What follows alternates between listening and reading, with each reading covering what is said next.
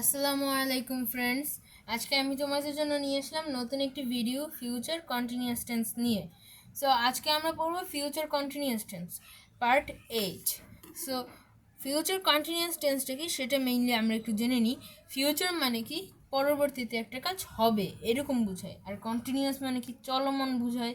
So future continuous মানে কোনো একটি কাজ চলতে থাকবে এরকম বোঝালে ফিউচার কন্টিনিউয়াস টেন্স হয়। সো ফিউচার কন্টিনিউয়াস টেন্স হচ্ছে গিয়ে কোনো একটি কাজ চলমান বোঝায় পরবর্তীতে, মানে কি একটা কাজ যেই কাজটা চলতে থাকবে পরবর্তীতে, সেরকম বোঝালে ফিউচার কন্টিনিউয়াস টেন্স হয়। আর ফিউচার কন্টিনিউয়াস টেন্স চেনার একটা উপায় তোমাদেরকে আমি বলে দিই। যখন সেন্টেন্সটা আমাদের বাংলায় থাকে তখন আমরা কীভাবে চিনবো যে থাকবে, তে থাকবেন এরকম থাকলে মেইনলি আমাদের ফিউচার কন্টিনিউয়াস টেন্স হয়। সো এখন আমরা একটু ডেফিনেশনটা একটু দেখে নিই। ভবিষ্যতের এমন কাজকে নির্দেশ করে, ফিউচার কন্টিনিউয়াস টেন্স ভবিষ্যতের এমন কাজকে নির্দেশ করে যেগুলো নির্দিষ্ট সময় ধরে চলবে এবং সময়কাল ওই সময়ে ঘটা অন্য একটি কাজ থেকে বেশি হবে। আর যদি তোমাদের এই ডেফিনেশনটা একটু বড় হয় তাহলে ছোট একটি ডেফিনেশন আমার নিচেই কিন্তু লেখা রয়েছে যে ভবিষ্যৎকালে কোনো কাজ চলতে থাকবে এরূপ বুঝালে ফিউচার কন্টিনিউয়াস টেন্স হয়, যেটা আমি একটু আগেই তোমাদেরকে বললাম যে ভবিষ্যতে একটা কাজ যেই কাজটা চলতে থাকবে কন্টিনিউয়াসলি, সে কিন্তু এই কন্টিনিউয়াসলি চলতে থাকবে কিন্তু এটা ফিউচারে, তখন আমরা কি ইউজ করবো ফিউচার কন্টিনিউয়াস টেন্স। সো এখন আমি তোমাদের জন্য দুইটা এক্সাম্পল নেক্সট পেজে রেখেছি। ফার্স্ট এক্সাম্পলটা হচ্ছে কি আমাদের এই ডেফিনেশনটার জন্য, আর সেকেন্ড এক্সাম্পলটা হচ্ছে কি এই ডেফিনেশনটার জন্য। সো এখন আমরা দেখে ফেলি সেই এক্সাম্পলগুলো। Example, he will be walking, সে হাঁটতে থাকবে। এটা কিন্তু আমাদের ওই যে ছোটো এক্সাম্পলটার কিন্তু এই ছোটো ডেফিনেশনটার কিন্তু আমাদের example. He will be walking, সে হাঁটতে থাকবে। আর আরেকটা দেখো, he will be walking when it starts to rain. He will be walking when it starts to rain, সে হাঁটতে থাকবে যখন বৃষ্টি শুরু হয়। তাহলে কোন কাজটি আমাদের আগে হচ্ছে সেটা কিন্তু আমরা দেখতেই পাচ্ছি যে ফিউচার কন্টিনিউয়াস টেন্স আমাদের কোনটা, হি উইল বি ওয়াকিং, এটা কিন্তু আমাদের ফিউচার কন্টিনিউয়াস টেন্স, কারণ এটা কিন্তু আমাদের অনেক আগে থেকেই শুরু হয়েছে, অনেক আগে থেকে শুরু হয়েছে না, হইতে থাকবে, এই জন্য এটা ফিউচার কন্টিনিউয়াস টেন্স হয়েছে। হি উইল বি ওয়াকিং, আমাদের ডেফিনেশনটা একটু দেখে নিই আমরা আরেকবার। ওকে, এখানে দেখো সময়কাল, সময়কাল ভবিষ্যতের এমন কাজকে নির্দেশ করে যেগুলো নির্দিষ্ট সময় ধরে চলবে এবং সময়কাল ওই সময়ে ঘটা অন্য একটি কাজ থেকে বেশি হবে। সো এখন আমরা আবার এক্সাম্পলে ফিরে যাই। এখানে দেখো, he will be walking when it starts to rain, এখানে কিন্তু হি উইল বি ওয়াকিং, এটা কিন্তু সময়কালটা একটু বেশি এটার, এই জন্য এটা আমরা কি ইউজ করতেছি, ফিউচার কন্টিনিউয়াস টেন্স। এরপরে দেখো ফিউচার কন্টিনিউয়াস টেন্সের আরেকটা ইউজ রয়েছে। ফিউচার কন্টিনিউয়াস টেন্স এটাও নির্দেশ করে যে ভবিষ্যতের একটি সময়ে ধরে একটি সময় থেকে লম্বা সময় ধরে চলে। একটা সময় মনে করো তুমি নিচের এক্সাম্পলটাই দেখতে পারো যে হি will be playing at 4 PM, সে খেলতে থাকবে 4টার সময়। এখানে সে কিন্তু অনেক আগে থেকেই খেলতে থাকবে, 4টার সময় গিয়েও সে খেলতে থাকবে।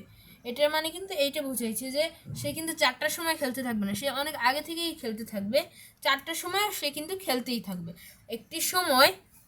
একটি সময় থেকে লম্বা সময় ধরে চলে, 4টা কিন্তু একটি সময়, এই যে 4টা বাজে এটা কিন্তু একটা সময়, আর সে কিন্তু এর আগে থেকে খেলতে থাকবে, এই জন্য ফিউচার কন্টিনিউয়াস টেন্স এই সময় আমরা ইউজ করি। তারপরে আমরা স্ট্রাকচারটা একটু দেখে নিই। স্ট্রাকচারটা বেসিক্যালি হচ্ছে গিয়ে তোমাদের subject plus shall be or will be plus subject verb plus ING plus object. So আশা করি তোমরা বুঝতে পেরেছো এক্সাম্পলগুলো। এখন স্ট্রাকচারটাও আমি তোমাদের এক্সাম্পল অনুযায়ী বুঝিয়ে দেবো। সাবজেক্ট প্লাস শ্যাল বি আর উইল বি, আমি একটা কথা বলে দিই, কালকে আমি তোমাদেরকে বলেছিলাম একটা ভিডিওতে, সেটা হচ্ছে কি ফিউচার ইনডিফিনিট টেন্স নিয়ে, যে কখন শ্যাল বসবে কখন উইল বসবে। যখন পার্সন ফার্স্ট পার্সন হবে তখন কিন্তু আমরা কি ইউজ করব, শ্যাল ইউজ করব। আর যখন সেকেন্ড পার্সন আর থার্ড পার্সন হবে তখন আমরা কি ইউজ করব, উইল ইউজ করব। সেম টু সেম এখানে আমরা শ্যাল বি আর will be, shall be use করব যখন ফার্স্ট পার্সন হবে, আর বাকি সব পার্সন আমরা ইউজ করব উইল বি, থার্ড পার্সন, তারপর হচ্ছে কি সেকেন্ড পার্সন, থার্ড পার্সন, এগুলো। সো এবার আমরা এক্সাম্পল অনুযায়ী দেখে নিই। একটা এক্সাম্পল আমরা এইটাই দেখি, না হলে আমি একটা এক্সাম্পল লিখছি।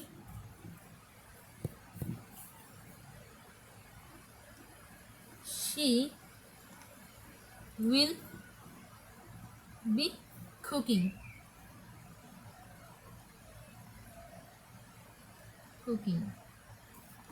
She will be cooking. যদি তোমরা দেখতে না পাও আমি একটু সুন্দর করে লিখে দিচ্ছি, আপাতত এখানেই লিখি। She will be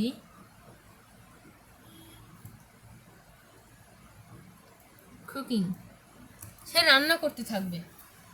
এখানে দেখো সাবজেক্ট হচ্ছে কি আমাদের she, আর উইল বি হচ্ছে কি আমাদের অক্সিলারি ভার্ব, যা বলো be verb auxiliary verb will be. তারপরে কুক হচ্ছে কি আমাদের main verb, root form of verb অথবা প্রেজেন্ট ফর্ম অফ ভার্ব, সেই ভার্বটা হচ্ছে কি আমাদের কুক আর প্লাস আইএনজি কুকিং। আর যদি তোমার অবজেক্ট থাকে তাহলে অবজেক্ট, আর যদি অবজেক্ট না থাকে তাহলে থাকার দরকার নেই। আর টেন্সে আমি তোমাদেরকে বলে দিই, এটাই লাস্ট কন্টিনিউয়াস নিয়ে আমরা পড়তেছি, এরপরে আর কোনো টেন্স নেই, শুধু ফিউচারটাই কন্টিনিউয়াস আছে, এরপরে আর কোনো তোমরা কন্টিনিউয়াস নিয়ে পড়বা না। তো এই জন্য আমি বলে দিচ্ছি যে কন্টিনিউয়াস টেন্সে ভার্বের শেষে অবশ্যই আইএনজি যোগ হবে, যদি আইএনজি যোগ না করো তাহলে তোমার এটা কন্টিনিউয়াস হবেই না। সো এটা তোমাদেরকে কিন্তু মাথায় রাখতে হবে, কন্টিনিউয়াসে সবসময় ভার্বের সাথে আইএনজি প্লাস হবে। নেক্সট আমরা চলে যাব, আমরা জানি যে 3টে সিচুয়েশন রয়েছে, সেই 3টে সিচুয়েশন কি, একটা পজিটিভ, একটা নেগেটিভ আর কোয়েশ্চেন। সো এখন আমরা সেইটাই দেখব যে কিভাবে আমরা ফিউচার কন্টিনিউয়াস টেন্সকে পজিটিভ, নেগেটিভ, কোয়েশ্চেন আর তিনটা টাইপে রূপান্তরিত করব। সো আমি কিন্তু এখানে তোমাদের জন্য একটা ফাঁকা পেজ নিছি, এখন এবার এখানে আমরা কিন্তু লিখবো আমাদের, ওকে।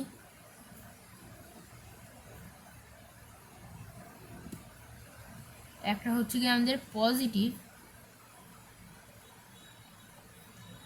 আর একটা কি নেগেটিভ, আর একটা আমাদের কোয়েশ্চেন। সো ফার্স্টে আমরা পজিটিভটা দেখে নিই, আর নেগেটিভ, কোয়েশ্চেন, ওকে। সো পজিটিভ হচ্ছে কি আমাদের একটা এক্সাম্পল দেখি, হি will be playing। এখন আমরা এই এক্সাম্পলটা থেকেই আমরা কি বানাবো, আমাদের স্ট্রাকচারটা বানাবো। সো হি হচ্ছে গিয়ে আমাদের subject plus will be or shall be, plus আমাদের কি হবে ভার্ব, সেটা কি verb, root form of verb অথবা প্রেজেন্ট ফর্ম অফ ভার্ব, তারপরে প্লাস ভার্ব প্লাস আইএনজি, আর যদি তোমার অবজেক্ট থাকে তাহলে অবজেক্ট। তো আমরা দেখলাম যে এক্সাম্পল থেকে আমরা কিন্তু স্ট্রাকচারটা তৈরি করে ফেললাম, আশা করি তোমরা পজিটিভটা বুঝতে পেরেছো। এবার আমরা এই এক্সাম্পল থেকেই নেগেটিভ তৈরি করো, আর আমরা জানি যে নেগেটিভে সবসময় নট ইউজ হবেই, নেগেটিভ ইজ নট ইউজ না হলে নেগেটিভ সেন্টেন্সটাই হবে না। সো আমরা কিন্তু এখানেও একটা নট ইউজ করব। এখানে তোমরা অনেকেই ভাবতে পারো যে নেগেটিভটা তার মানে হবে হি উইল বি নট প্লেইং, কিন্তু এটা কিন্তু হবে না, আমাদের হবে হি সাবজেক্ট, উইল আনবো, উইল যেহেতু এটা হচ্ছে কি থার্ড পারসন আমাদের, তারপর বির আগে আমরা একটা নট বসাই দেবো, he will not be playing, he will not be playing, সে খেলতে থাকবে না। এখন আমরা এই এক্সাম্পলটা থেকেই স্ট্রাকচারটা বানিয়ে ফেলবো। সো ফার্স্টে হি হচ্ছে কি আমাদের সাবজেক্ট প্লাস লিখবো হচ্ছে কি উইল নট লিখবো না কিন্তু shall or will plus not plus আমাদের কি হবে বি। এখন আমি এখানে বি লিখতেছি, এই বির মানে কি তোমরা কি জানো, এই বি মানে অনেকেই ভাবে যে বি ভার্ব হবে হয়তো, কিন্তু আসলে কিন্তু এইটা না, বি ভার্ব মানে হচ্ছে কি আমাদের am, is, are, was, were, have, has এগুলা, কিন্তু আমরা এখানে বি মানে বুঝাচ্ছি উইল বি, এখানে যে বিটা আছে বি ই, এইটাকে আমি বুঝাচ্ছি এখানে will. So will plus not plus be, এরপরে আমাদের হবে ভার্ব, প্লাস ভার্বটা আমাদের রুট ফর্মে প্লাস আইএনজি প্লাস অবজেক্ট, এত প্লাস। সো দেখতেই পেলা কীভাবে আমি স্ট্রাকচারটা তৈরি করে ফেললাম। He will not be playing, সে খেলতে থাকবে না। সেখান থেকে আমি কিন্তু স্ট্রাকচারটা তৈরি করলাম। এরপরে আমাদের থাকে কোয়েশ্চেন। এবার আমরা কোয়েশ্চেনটাও একবার দেখে নিই। কোয়েশ্চেনটা আমাদের মেইনলি হবে এইভাবে। আমরা জানি যে কি বলে তোমাদের অক্সিলারি ভার্বটা সবসময় সাবজেক্টে চলে যাবে। সো আমরা এখন সেম টু সেম করব। উইল বি কিন্তু আমাদের অক্সিলারি ভার্ব, তোমরা এইদিকে তাকাবো না, কারণ এখানে কিন্তু নট ইউজ হয়েছে, এই জন্য আবার উইল নট বি লিখবে না, উইল বি লিখবে। কারণ আমাদের মেইন ইটা হচ্ছে কি উইল বি। এখানে আমরা নেগেটিভ করছি দেখে নট বসছে, কিন্তু কোয়েশ্চেনের সময় তো আমরা নেগেটিভ করতেছি না, সেই জন্য আমরা নট ইউজ করবো না। So he will not be playing, এখানে আমরা লিখবো উইল। এবার একটা গোলমাল আছে, উইলের পরে কি আমরা বি ইউজ করব নাকি এরপর সাবজেক্ট আনবো? এরপরে আমরা সাবজেক্ট আনবো। So will he be playing,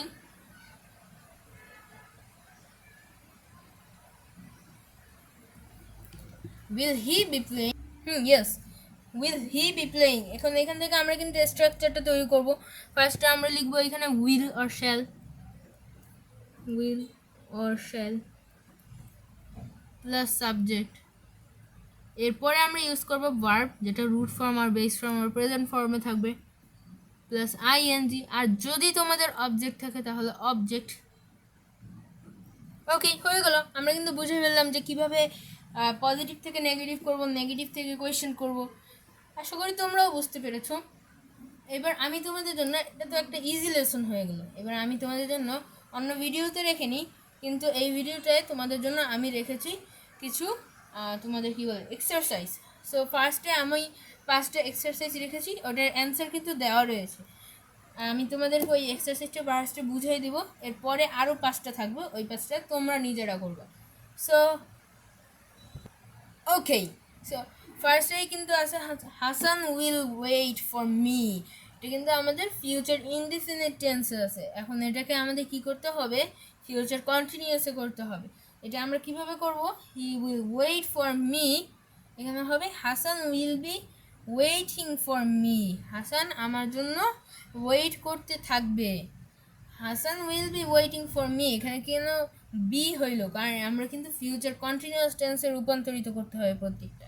এর পরেরটা আমরা দেখি, দে উইল ক্যাচ ফিশ, তারা মাছ ধরতে থাকবে। They will be catching fish, তারা মাছ ধরতে থাকবে। এটা আমরা ক্লিয়ার করলাম। আমাদের কিন্তু ফিউচার ইনডিফিনিটে দেওয়া, আর সেটাকে আমাদের ফিউচার কন্টিনিউয়াস করতে হচ্ছে, এই জন্য ক্যাচের সাথে আইএনজি যোগ করতে হবে যেহেতু কন্টিনিউয়াস, আর উইল বি হবে সাথে কন্টিনিউয়াসে, যে ফিউচার কন্টিনিউয়াসে আমরা কিন্তু উইল বি ইউজ করি। এরপরে রয়েছে ইট রেইনস, এটি কিন্তু আমাদের প্রেজেন্ট টেন্সে আছে। এখন এটাকে আমাদের ফিউচার কন্টিনিউয়াস টেন্সে করতে হবে। ইট উইল বি রেইনিং, বৃষ্টি হইতে থাকবে। ইট উইল বি রেইনিং, এখানে কিন্তু উইল বি রেইন, রেইন হচ্ছে কি আমাদের ভার্ব, আর plus ING raining, it will be raining. এরপরে হচ্ছে কি আমাদের কিন্তু আছে আই ফ্লাই আ কাইট, এটাও কিন্তু প্রেজেন্ট ইনফিনিটে দেওয়া। I fly a kite, I fly a kite, I shall be flying a kite, আমি একটি ঘুড়ি মেইনলি ঘুড়ি উড়াতে থাকবো। I shall be flying a kite, এখানে কেন শ্যাল বি হয়েছে? কারণ আইটি কিন্তু আমাদের ফার্স্ট পার্সনে রয়েছে। তারপরেটা দেখি, we are playing, we shall be playing, আমরা খেলতেছি। এটা আমাদেরকে এখন ফিউচার কন্টিনিউয়াস টেন্সে করতে হবে, মেইনলি কন্টিনিউয়াসে আছে আমাদের এক্সারসাইজটা, এবং এটাকে আমাদের করতে হবে ফিউচার কন্টিনিউয়াসে। উই শ্যাল বি প্লেয়িং, প্লেয়িংটা আমাদের ঠিকই থাকবে, শ্যাল বি, কারণ উইটা আমাদের ফার্স্ট পার্সনে আছে। ওকে, আশা করি তোমরা বুঝতে পেরেছো। এবার আমরা একটু ক্রিটিক্যাল এক্সারসাইজে চলে যাই। Next 5 exercise. সো ফ্রেন্ডস, আমি কিন্তু নিয়ে আসলাম 6, 7, 8, 9, 10, মানে 5টা এক্সারসাইজ। দেখা যাক তোমরা পারো নাকি। যদি পেরে থাকো আমাকে কমেন্ট বক্সে লিখে বলবা যে আমি এই কয়টা পেরেছি, আমি এই কয়টা পেরেছি। সো এখন আমি তোমাদেরকে কিছু সময় দিচ্ছি। 6 নাম্বার, দেই ব্ল্যাঙ্ক ডিগ দ্য ক্যানল। সো দেখা যাক তোমরা পারো নাকি। আমি তোমাদেরকে কিছু সময় দিচ্ছি ভাবার জন্য।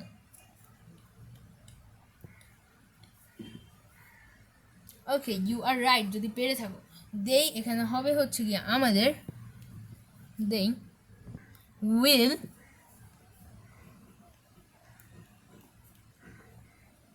will বি dig, যেহেতু আমাদের উইল বি হবে কেন, কারণ আমাদের third person singular, third person plural নাম্বারে আছে, মেইনলি থার্ড পারসন হলেই আমরা উইল বি ইউজ করব।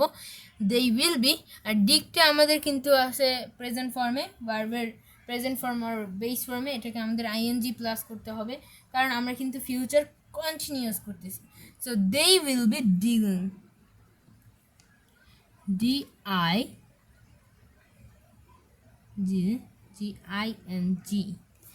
digging, DIGGING, digging। তারপরেটা আমরা দেখে ফেলি 7 number, the boys blank run. Okay, দেখা যাক তোমরা পারো নাকি।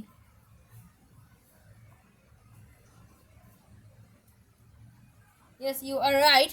যদি বেড়ে থাকো দ্য বয়েজ, এখানে হবে আমাদের উইল বি, কারণ আমাদের কিন্তু দ্য বয় হতো তাহলে আমরা শ্যাল বি ইউজ করতাম, কারণ এটা সিঙ্গুলার নাম্বারে আছে, কিন্তু শ্যাল বি ইউজ করবো না কারণ এটা কিন্তু থার্ড পারসন।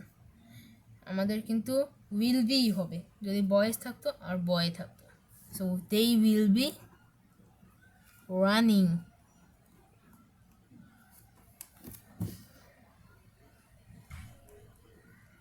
তারপরেরটা আমরা দেখে নিই, the man blank cut the tree. দেখা যাক তোমরা পারো নাকি।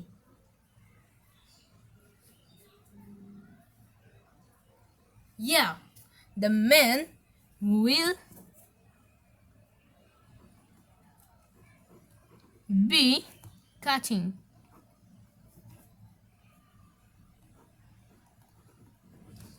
the tree.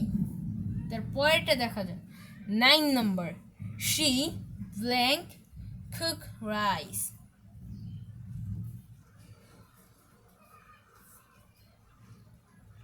Okay, she will be cooking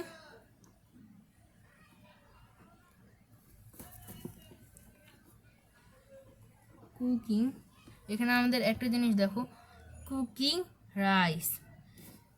she এখানে আমাদের উইল বি হচ্ছে গিয়ে, কারণ হচ্ছে গিয়ে আমাদের কিন্তু উইল বিটা, শিটা হচ্ছে গিয়ে আমাদের থার্ড পারসনে রয়েছে, এটা কিন্তু মাথায় রাখতে হবে আমাদেরকে। তারপরে last one, my brother blank write a letter. দেখা যাক তোমরা এই লাস্ট ওয়ানটা পারো নাকি।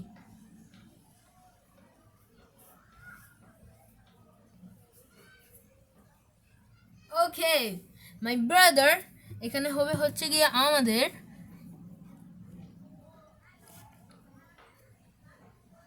will be, my brother will be writing হবে আমাদের writing a letter। আশা করি তোমরা বুঝতে পেরেছো, আর যদি বুঝতে পারো তাহলে তো এক্সারসাইজগুলো কমপ্লিট করতে পারবা। ওকে, পরবর্তী ক্লাসে আবার দেখা হবে তোমাদের সাথে ফিউচার পারফেক্ট টেন্স নিয়ে, আর সেটা হবে গিয়ে আমাদের পার্ট 9। ওকে, আর যদি ভিডিওটি ভালো লাগে অবশ্যই সাবস্ক্রাইব করে দিও। আসসালামু আলাইকুম।